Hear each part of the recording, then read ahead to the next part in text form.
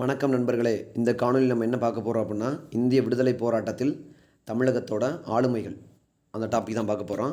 Already இந்திய விடுதலை போராட்ட தமிழகத்தில் பங்குல பார்த்தோம்னா நிறைய தலைவர்கள் பார்த்துருக்கோம். அதற்கான லிங்க் பார்க்காதவங்க டிஸ்கிரிப்ஷனில் கொடுத்துருக்கேன், போய் பாருங்கள். மேலும் புதிய நண்பர்களாக இருந்தீங்கன்னா சப்ஸ்கிரைப் பண்ணிக்கோங்க, லைக் பண்ணிக்கோங்க. இது போன்ற புதிய தகவல்கள் நிறைய தகவல்கள் அப்டேட் ஆகிக்கிட்டே இருக்கும். ஓகேங்களா. விடுதலை போராட்ட தமிழ்நாட்டோட ஆளுமைகளின் பங்கு அந்த டாப்பிக்கில் ஃபஸ்ட்டு யாரை பார்க்க போகிறோம் அப்படின்னா, மா. சிங்காரவேலனார். 1816 பிறக்கிறாப்புல. 1946 இறக்குறாப்புல. ஆனால் பார்த்திங்கன்னா ஸ்கூல் புத்தகத்தில் 1840 பிறக்கிறார், 1860 பிறக்கிறாருன்னு இருக்கும். ஸ்கூல் புத்தகத்தில், பள்ளி புத்தகத்தில் 1860 பிறக்கிறாரு, 1946 இறக்குறாருன்னு சொல்லியிருக்காங்க. மீனவ குடும்பத்தில் பிறந்த இவர் உயர்நீதிமன்ற வழக்கறிஞராக விளங்கியவர். ஒத்துழையாமை இயக்கத்தின் போது தனது வழக்கறிஞர் அங்கியை தீக்கிரையாகிவிட்டு முழுநேர பேராசிரியரானார். எழுத்து, பேச்சு, சிந்தனை இவரது தனித்தன்மையாகும். ஏராளமான நூல்களையும் எழுதியவர். 1923 இந்தியாவில் முதல் மே தினத்தை சென்னையில் நடத்தியவர். 1925 நடைபெற்ற கம்யூனிஸ்ட் அமைப்பு மாநாட்டுக்கு தலைமையேற்றவர். அழுத்தமான தொழிற்சங்க தலைவர். பலமுறை சிறை சென்றவர். தென்னிந்தியாவின் முதல் பொதுவுடைமைவாதி.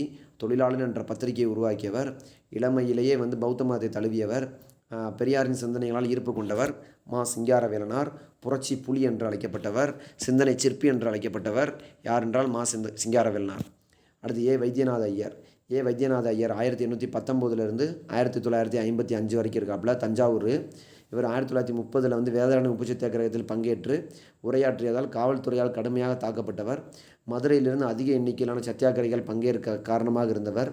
6 மாத கடுங்காவல் தண்டனை பெற்றார். 1932 சட்டமறுப்பு இயக்க போராட்டத்தில் பங்கேற்று ஓராண்டு சிறை தண்டனை பெற்றார். மதுரை மீனாட்சி அம்மன் கோவிலில் 1932 தாழ்த்தப்பட்டவர்கள் அழைத்து சென்று ஆலய நுழைவு போராட்டம் நடத்தினார். 1946 நடைபெற்ற சட்டமன்ற உறுப்பினரானார். இவரது குடும்பமே சிறை சென்றது. ஓகேங்களா. மதுரையில் பார்த்தோம்னா உப்பு சத்தியாகிரகத்தில் நிறைய பேர் பங்கேற்க முக்கியமான காரணமாக இருந்தவர்.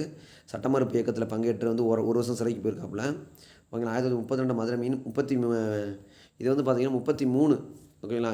ஆலய நுழைவு போராட்டம் அப்படின்னு சொல்லி தேவர் 1939 ஜூலை மாதம் இது பண்ணியிருப்பாப்புல. ஆனால் ஆலய நுழைவு சட்டம் 1933 கொண்டு வந்திருப்பாங்க. ஜி. சுப்பிரமணிய ஐயர் 1955 1916 வரைக்கும் இருக்காப்புல, தஞ்சாவூர்காரர்.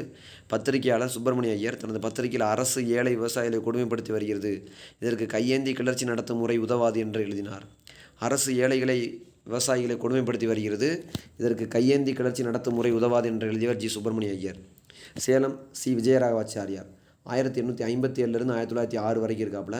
வழக்கறிஞரான இவர் தேச விடுதலைக்கு குரல் கொடுப்பவர்களை அரசுக்கு எதிராக சதி செய்தவர்கள் என குற்றம் சாட்டி அவர்களுக்கு கடும் தண்டனை தருவதை எதிர்த்தவர் தான் சேலம் சி. விஜயராகவாச்சாரியார். சேலத்து சிங்கம் என்று அழைக்கப்பட்டவர் சேலம் சி. விஜயராகவாச்சாரியார். தென்னாப்பிரிக்க இந்தியர்களின் பிரச்சனைகளை இந்தியாவின் கவர்னர் ஜெனரலிடம் எடுத்துரைக்கும்படி ஆச்சாரியாருக்கு காந்தியடிகள் கடிதம் எழுதியிருந்தார். தென்னாப்பிரிக்கா இருக்கிற பிரச்சனையை பற்றி ஆச்சாரியார் யாருக்கு கடிதம் எழுதியிருக்காருன்னா காந்தியடிகளுக்கு கடிதம் எழுதியிருந்தார். தன் வாழ்நாளின் இறுதி வரை ஆங்கிலேய ஆட்சிக்கும் அவர்களின் அடக்குமுறை கொள்கைகளுக்கும் எதிராக இடைவிடாது இயங்கி வந்தவர். காங்கிரஸ் அகில இந்திய தலைவராகவும் விளங்கியவர். யார் அப்படின்னா சேலத்து சிங்கம் விஜயராகவாச்சாரியார். 1857 1906 வரைக்கும் இருக்காப்புல. சேலம் சி. விஜயராகவாச்சாரியார் பெரும்புரட்சியிலேருந்து 1906 வரைக்கும் உயிரோடு இருக்காப்புல. வஉசி 1872 பிறகுறாரு. 1936 இறக்குறாரு. திருநெல்வேலிக்காரரு. 1907 தூத்துக்குடியில் முன்னணி வழக்கறிஞராக இருந்தவர் தான் அந்த வஉசி. ஆங்கிலேயருக்கு எதிராக 1907 கப்பல் வாங்கி தூத்துக்குடியில் இருந்து கொழும்பிற்கு அனுப்பினார். இவர் மீது தேச துரோக வழக்கு செய்து 1908 ஜூலை 8 40 ஆண்டு காலம் சிறை தண்டனை விதித்தனர். 1908 கோவை சிறையில் இவரை செக்கிழுக்க வைத்து சித்திரவதை செய்தனர். கோவை சிறை, கண்ணனூர் சிறை, கலிலியோ லாவேஸ் என்ற 2 கப்பல் வாங்கியிருக்காப்புல. செனியன்றி மரவா செம்மல் யாருன்னா வஉசி. ஓகேங்களா. செக்கிழுத்த செம்மல் கப்பலோட்டிய தமிழர் என்று மாப்போசி இவரை பாராட்டியிருக்கார். மாப்போசி விஞ்ஞானம் ராஜகோபாலாச்சாரி 1878 பிறகுறாரு. 1972 இறக்குறாரு. மெட்ராஸ். இவர் ஆக்சுவலி பார்த்தோன்னா சேலத்துக்காரர் தான். வெறும் சேலத்து மாம்பழம் சொல்கிறாங்க. 1900 வழக்கறிஞராக இருந்தார். காந்திய இயக்கத்தில் பற்று கொண்டிருந்தார். ரவுலட் சட்டத்திற்கு எதிரான போராட்டம், ஒத்துழையாமை இயக்கம், வைக்கம் சத்தியாகிரகம் முதலிய போராட்டங்களில் ஈடுபட்டு சிறை சென்றார். இந்தியாவின் கடைசி தலைமை ஆளுநராக பணியாற்றியவர். பாரத ரத்னா விருது பெற்ற முதல் இந்தியர். அணுவாற்றல் போர்க்கருவிகளை குறைக்க போராடியவர். தந்தை பெரியார் 1879 1973 வரைக்கும் இருக்காப்புல தந்தை பெரியார். பொது வாழ்வில் பெற்றிருந்த 29 பதவிகளை 1919 உதறி தள்ளிவிட்டு விடுதலை போர்க்காலத்தில் வந்து மூத்தவர் வகித்த பதவிகள் வந்து 29 பதவிகள். நகர்மன்ற தலைவி அதில் ஒன்று முக்கியமானது. ஈரோடு நகர்மன்ற தலைவராக இருந்திருக்காப்புல. ஜாலியன் வாலாபாக் படுகொலையும் முக்கிய காரணமாகும். இத்தகைய தீவிர முடிவெடுத்ததற்கு இவர் வந்து அந்த ஜாலியன் வாலாபாக் படுகொலை முக்கிய காரணம். 1919 ஏப்ரல் மாதம் ஜாலியன் வாலாபாக் படுகொலை. கள்ளுக்கடை மறியல், கதர் இயக்கம், வைக்கம், கோயில் நுழைவு போராட்டம் என தொடர்ந்து பல இயக்கங்களை போராடினவர். 1925 காங்கிரஸ்லேருந்து வெளியேறியிருப்பாப்புல சுயமரியாதை இயக்கத்துக்கு. வகுப்பார் தீர்மானத்துக்காண்டி காஞ்சிபுரம் மாநாட்டில் திருவிக தலைமை ஏற்றிருப்பாப்புல. அப்போதைக்கு வெளியேற்றிருப்பாப்புல தந்தை பெரியார். டிஎஸ்எஸ் ராஜன் இவங்களை பர்மாவில் மருத்துவராக பணியாற்றிய டிஎஸ்எஸ் ராஜன் மேல் படிப்புக்காக லண்டன் சென்றார். தென்னாப்பிரிக்காவிலிருந்து லண்டன் வந்த காந்தியடிகளை இந்திய கவுன்சில் பார்க்கவும் பழகவும் அவரின் உரையை கேட்கவும் டிஎஸ் ராஜனுக்கு வாய்ப்பு கிடைத்தது. லண்டனில் வந்து பின்னர் இந்தியா திரும்பிய ராஜன் மருத்துவ பணியுடன் காங்கிரஸ் இயக்க பணிகளும் செய்து வந்தார். 1921 காந்தியடிகள் தமிழ்நாடு வந்தபோது அவருடன் சுற்றுப்பயணம் சென்றதோடு காந்தியடிகளின் உரைகளை தமிழில் மொழிபெயர்த்திருக்காப்புல டிஎஸ்எஸ் ராஜன். காந்தியடிகளின் உரைகளை தமிழில் மொழிபெயர்த்திருக்காப்புல.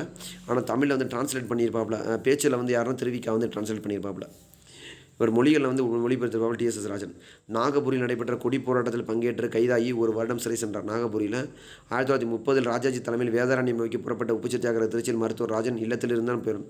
வேதாரண்யம் இது வந்து எங்கேருந்து ஸ்டார்ட் பண்ணியிருப்பாங்கன்னா டிஎஸ்எஸ் ராஜன்லேருந்து தான் தொடங்கியிருப்பாங்க. 1937 ராஜாஜி அமைச்சர் சுகாதார அமைச்சராக பணியாற்றியவர். 1937 ராஜாஜி அமைச்சரவையில் சுகாதார அமைச்சராக பணியாற்றியவர் தான் வந்து யார் அப்படின்னா டிஎஸ்எஸ் ராஜன். வேதாரண்யம் உப்பு சத்தியாகிரகம் டிஎஸ்எஸ் ராஜன் திருச்சியிலேருந்து இவர் வீட்டுக்கு தான் போயிருப்பாங்க. இவர் வீட்டில் தான் ஸ்டார்ட் பண்ணியிருப்பாங்க. சக்கரை செட்டியார் 1924 1948 ஆண்டு வரை 24 ஆண்டுகள் சென்னை மாமன்ற உறுப்பினராக பணியாற்றியவர். இடையில் 1941 42 ஆண்டுகளில் சென்னை மாநகராட்சி மேயராகவும் பணியாற்றினார். சென்னையில் பல்லாயிரம் தொழிலாளர்கள் உள்ளடக்கிய தொழிற்சங்கங்களுக்கு தலைவராக விளங்கிய சக்கரை கட்டி செட்டியார் இவர் தொழிலாளர்களின் தலைவர் மட்டுமல்ல தேசிய இயக்கத்தின் தலைவரும் ஆவார் என ராஜாஜியால் புகழப்பெற்றவர். தொழிலாளர்களின் தலைவர் மட்டுமல்ல தேசிய இயக்கத்தின் தலைவரும் ஆவார் என ராஜாஜியால் புகழப்பெற்றவர் சக்கரை செட்டியார். பாரதியின் உற்ற நண்பரான செட்டியார் பாரதியின் உடல் தகனம் செய்யப்பட்ட இடத்தில் இரங்கல் உரையாற்றிய நால்வரில் ஒருவர் தான் யார் இந்த சக்கரை செட்டியார். தொழிலாளர்களின் தலைவர் மட்டுமல்ல தேசிய இயக்கத்தின் தலைவரும் ஆவார் சக்கரை செட்டியார் பாராட்டினவர் யாருன்னா ராஜாஜி. வாவேசு ஐயர் 1881 1925 திருச்சிராப்பள்ளி மெட்ராஸ். வழக்கறிஞரான இவர் மேல் படிப்புக்காக லண்டன் சென்றார். சுதந்திர புரட்சி வீரரான இவர் லண்டனில் 3 ஆண்டுகளில் 600 வேலை பட்டினியாக இருந்திருக்கார். அந்த பணத்தை சேமித்து துப்பாக்கிகள் மற்றும் ஆயுதங்கள் வாங்கி கொண்டு வந்தார். வாவேசு ஐயர் 1881 1925 வரைக்கும் இருக்காப்புல திருச்சிராப்பள்ளி மெட்ராஸ். மகாகவி சுப்பிரமணிய பாரதியார் 1882 1921 எட்டயபுரம் 3 அகில இந்திய காங்கிரஸ் மாநாடுகளில் பங்கேற்று தன் அரசியல் அனுபவத்தையும் ஆளுமையும் செழுமைப்படுத்தி கொண்டார். 3 இடத்துல கலந்துருக்காப்புல காங்கிரஸில். சென்னையில் தம் முற்போக்கு கருத்துக்களுக்கு ஒத்திசைவாக விளங்கிய தேசபக்தர்களை ஒன்றிணைத்து சுதேச பிரசாரணி என்ற அமைப்பை நிறுவினார். சுதேசி பிரசாரணி என்ற அமைப்பை நிறுவியவர் பாரதியார். சுதேசி பிரசாரணி என்ற அமைப்பை நிறுவியவர் யார் என்றால் பாரதியார். ஓகேங்களா. சுதேசி பிரசாரணி என்ற அமைப்பை நிறுவியவர் பாரதியார். இளைஞர்களை மாணவர்களை தீவிர அரசியலுக்கு வென்றெடுக்கும் களப்பணியை மிகுந்த ஈடுபாட்டுடன் மேற்கொண்டார். தமிழகத்தில் அரசியல் எழுச்சி பாடல்கள் மூலமும் சொற்பொழி வாயிலாக மூட்டியவர். இதழில் ஆழம் தடம் பதித்தவர். முக்கியமானது என்ன சுதேசி பிரசாரணி என்ற அமைப்பை தொடங்கியிருக்காப்புல சென்னையில் 1853 1983 1953 வரைக்கும். தண்டலம் என்ற ஊரில் பிறந்தவர் தான் திருவிக்கா. விடுதலை போராளி, தொழிற்சங்கவாதி, சொற்பொழிவாளர், இதழாளர், எழுத்தாளர், மொழிபெயர்ப்பாளர், அரசியலாளர், காந்திய நெறியாளர் ஆகிய பன்முகம் கொண்டவர். 1917 அன்று டிசம்பர் மாதம் 7ஆம் தேதி 1917 அன்று தேசபக்தன் என்ற பத்திரிகையை எழுதினார். அதிலிருந்து விலகி நவசக்தி வார இதழை தொடங்கினார். தேசபக்தன் வந்து நீதி கட்சியில் வந்து பார்த்தீங்கன்னா ஜஸ்டிஸ் கட்சிக்கு பத்திரிகைக்கு எதிராக தொடங்கப்பட்ட தேசபக்தன் நவசக்தி என்ற வார இதழை தொடங்கினார். சென்னையில் வ.உ.சி. திலகரை டிசம்பர் 17 1919 அன்று சந்தித்து பெரம்பூர் தொழிலாளர் கூட்டத்திற்கு ஏற்பாடு செய்தார். 1919 1918 சென்னையில் தொழிலாளர் சங்கம் என்ற அமைப்பை நிறுவி 1920 சென்னை மாகாண தொழிலாளர் மாநாட்டை நடத்தினார். 1921 மகாத்மா காந்தியை பலமுறை சந்தித்த இவர் அண்ணல் காந்தியடிகள் ஆற்றிய ஆங்கில உரைகளை தமிழில் மொழிபெயர்த்தார். அப்படின்னு டிஎஸ்எஸ் ராஜன் வந்து அவரும் மொழிபெயர்த்திருக்காப்புல, திருவிக்காவும் மொழிபெயர்த்திருக்காப்புல. ரொம்ப முக்கியமானது. தண்டலம் என்ற ஊரில் பிறந்திருக்காப்புல. சுப்பிரமணிய சிவா 1884 1925 வரைக்கும் இருக்காப்புல. 1884 1925 வரைக்கும் சுப்பிரமணிய சிவா திண்டுக்கல்காரரு. வ.உ.சியுடன் இணைந்து ஆங்கிலேயரை எதிர்த்து போராடினார். 1908 மற்றும் 1921 சிறை தண்டனை பெற்றிருக்காரு. தொழுநோயால் பாதிக்கப்பட்டிருக்காப்புல. பெண்ணரங்கம் தாலுக்காவில் உள்ள பாப்பராப்பட்டியில் வந்து தனது போராளி இயக்கத்தை நடத்தினார். போராளி அப்படின்ற இயக்கத்தை பொன்னகரம் தாலுக்காவில் நடத்தியிருக்காப்புல. தேச துரோக வழக்கில் 10 வருடம் சிறை சென்றிருக்காப்புல. சிறையில் ஆங்கிலேயரின் கொடுமையால் தொழுநோயாளி ஆகியிருக்காப்புல.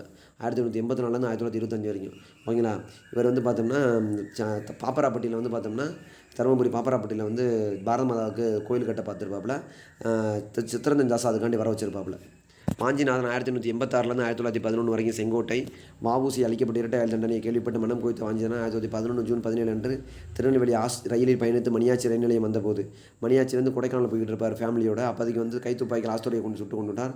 காவலர் பிடிக்க போய் தன்னை சுட்டு கொண்டு விட்டார். இது 5ஆம் ஜார்ஜை கொள்றதுக்கான ஒரு முன்னோட்டம் என்று அதை ஒரு லெட்டர் வச்சிருக்காப்புல. பாரத மாதா சங்கத்திலேருந்து போன தீவிரவாதம் ரொம்ப முக்கியமானது. ஓகே நண்பர்களே, அடுத்த வகுப்பில் நீ தொடர்ச்சி இதை அடுத்த வகுப்பில் நம்ம பார்ப்போம். புதிய நண்பரை சப்ஸ்கிரைப் பண்ணிக்கோங்க, லைக் பண்ணிக்கோங்க. நன்றி நண்பர்களே, சந்திப்போம்.